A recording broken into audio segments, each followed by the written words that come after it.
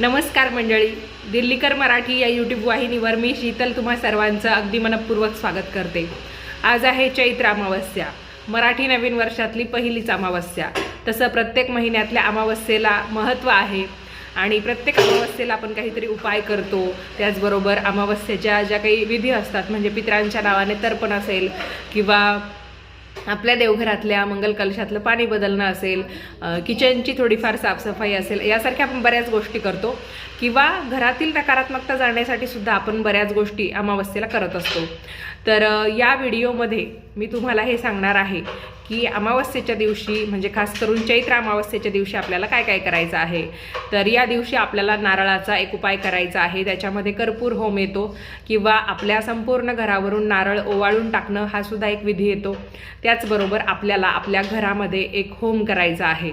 या होमाला अग्निहोत्र होम असं म्हटलं जातं। त्याच्यासाठी आपल्याला 4-5 गोष्टी लागतात ज्या आपल्याला अगदी सहजरित्या उपलब्ध होतील अशा असतात आणि मराठी नवीन वर्षातली ही पहिलीच अमावस्या असल्यामुळे आपण या अमावस्येपासून या होमाला अग्निहोत्राला सुरुवात करावी। या व्रताला किंवा या विधीला वनी व्रत असं म्हटलं जातं। यामुळे काय होतं, आपल्या घरामध्ये प्रसन्नता येते, निगेटिव्हिटी असेल तर ती निघून जाते। त्याचबरोबर आपल्या घरात जे काही आजारपण येत असतं वारंवार तर ते सुद्धा निघून जाण्यास मदत होते। वेदांमध्ये सुद्धा याचं महत्त्व समजावून सांगितलेलं आहे। ऋषीमुनींच्या काळापासून अग्निहोत्र करण्यात येतं।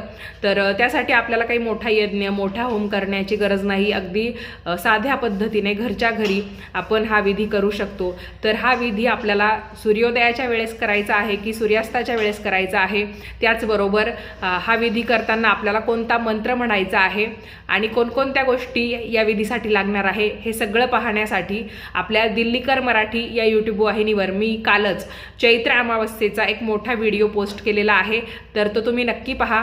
हा शॉर्ट व्हिडिओ पाहत असताना खाली तुम्हाला एक त्रिकोणाचं चिन्ह दिसेल, त्याच्यावर जर तुम्ही क्लिक केलं तरी सुद्धा तुम्हाला तो मोठा व्हिडिओ पाहता येणार आहे। तर नक्की पहा, खूप चांगली माहिती मी त्याच्यामध्ये देण्याचा प्रयत्न केलेला आहे। तुम्हा सर्वांना त्याचा उपयोग होईल अशी मी अपेक्षा व्यक्त करते आणि या व्हिडिओमध्ये इथेच थांबते। धन्यवाद।